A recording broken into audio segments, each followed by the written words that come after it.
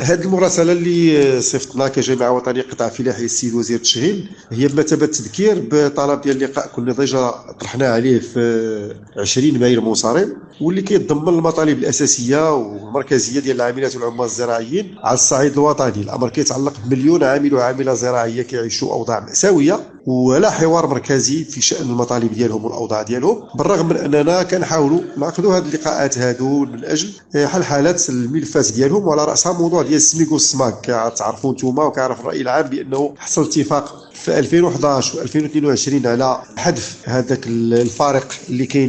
بين السميك والسماك، واللي هو 30 درهم، باحداث واحد المماثله او مساواه ما بين الحد الادنى للاجور الفلاحي ونظيره في باقي القطاعات، الا ان الحكومه والباترونه مازال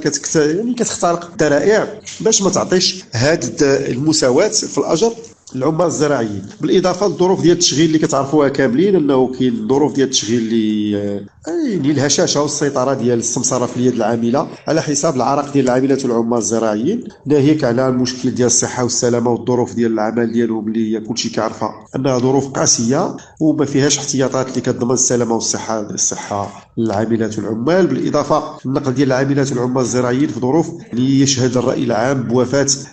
سنويا ما يزيد على 50 عامل وعامله زراعيه في حوادث ديال السير الطريق ديالهم من والى الاماكن ديال العمل ديالهم، سواء في الضيعات الفلاحيه ولا في محطات ديال التلفيز. هذا مجمل القضايا اللي مطروحه في الرساله على السيد وزير التشغيل واللي كنطلبوا حوار في شانها، وهي نفسها يعني موضوع ديال الحمله الوطنيه اللي كديرها الجامعه الوطنيه للقطاع الفلاحي من 16 شهر 2 جنبير الى 29 شهر 2 جنبير، وهي جاريه الى يومنا هذا، بغيه لفت الانتباه للاوضاع ديال العمال الزراعيين وحل حالات يعني الملفات ديالهم. وبهذه المناسبه هذه تنأكدوا على انه مازال الوضع في شتوكا ايتباها يعني مرشح انه يعني ينفجر من جديد نتيجه لاستمرار الحاله اللي كيعيشوها الاخوان ديالنا اللي كاينين في الموقف ديال شتوكا ايتباها، واللي مازالين مصرين على الاستمرار في الاحتجاج الى حين تحقيق المطالب ديالهم كامله. وحنا كجامعه يمكن الا ندعموهم.